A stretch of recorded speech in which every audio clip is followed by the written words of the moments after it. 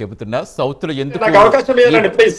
శేషు గారు తర్వాత మాట్లాడతారు, విశ్లేషకులు కాబట్టి తర్వాత మాట్లాడతారు. మమ్మల్ని మాట్లాడండి పార్టీ తరఫున. హిందూ రాష్ట్ర ఏర్పాటులో భాగంగా ఆర్ఎస్ఎస్ భారతీయ జనతా పార్టీ పన్నుతున్నటువంటి కుట్రలో భాగంగా దక్షిణ భారతదేశంలో ఉన్నటువంటి మేధావి వర్గం, ప్రజలందరూ మేధావి వర్గమే, ఇక్కడ యాది పెట్టుకోవాల్సిన అవసరం ఉన్నది. వీళ్ళు అడ్డుగా ఉన్నారు కాబట్టి ఉత్తర భారతదేశంలో ఉన్నటువంటి సీట్లను పెంచాలి అంటే ఏం చెయ్యాలని చెప్పి ఒక మహిళా బిల్లు 543 సీట్లలో మహిళలకు 33% ఇవ్వద్దని ఎవరని అన్నారా? మరి నువ్వు దీంట్లో బైఫర్కేట్ చేయాలి కదా. ఎందుకు బైఫర్కేట్ చేయకుండా నువ్వు పెంచుతా ఉన్నావు అని అంటే కుట్ర.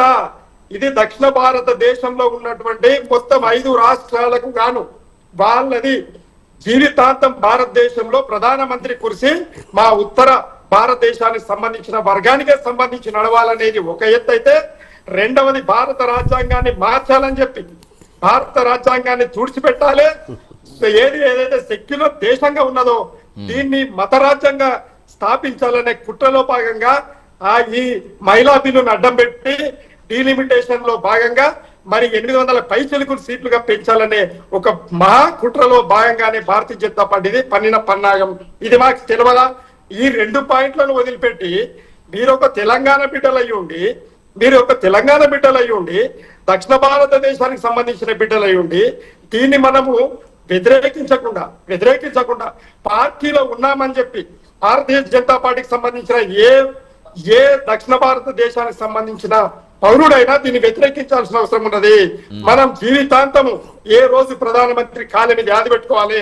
500 సీట్లకి ఏమో ఉత్తర భారతదేశానికి అవుతుంది. దాంట్లో 18 రాష్ట్రాలలో మొత్తం భారతీయ జనతా పార్టీ ఉన్నది.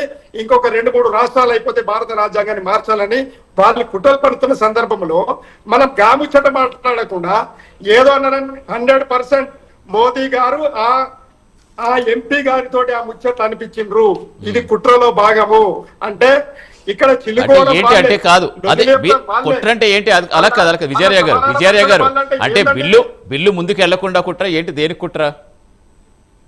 ఎందుకు అనంటే ఈ రోజు దక్షిణ భారతదేశంలో ఉన్నటువంటి జనాభా తక్కువ. ఎందుకు? కుటుంబ నియంత్రణను అలాగే విద్యా వ్యవస్థలో ఈ రోజు అభివృద్ధిని సాధించింది ఈ దక్షిణాది రాష్ట్రాలు. కానీ ఉత్తర భారతదేశంలో కుటుంబ నియంత్రణ లేదు, జనాభా ఎక్కువ.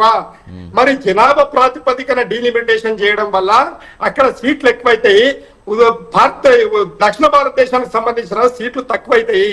ఇందులో భాగంగా వీళ్ళు కుట్ర పన్నుతా ఉన్నారు. దానికి అడ్డం ఏంటి అంటే 33% రిజర్వేషన్స్, మహిళా రిజర్వేషన్స్. ఎవరు తన్నారు 33%? ఇప్పటి ఈ 12 సంవత్సరాలు మీరు ఏం చేసిర్రు? మళ్ళీ ఒకదానికొకటి మళ్ళీ లింక్ అయిపోతే మనకి ఏది కదలట్లేదు. మీరే మాట్లాడుతుంటే ఇంకేమవుతుంది? ఒక నిమిషం శేషు గారు, నిజంగా ఈ రోజు జరిగిన చర్చ దక్షిణాది రాష్ట్రాలు భయపెట్టేలా ఉందా? వాళ్ళ భయాలు తొలగించేలా జరిగిందా? నిజంగా ఏంటి ఇప్పుడు ఎవరికి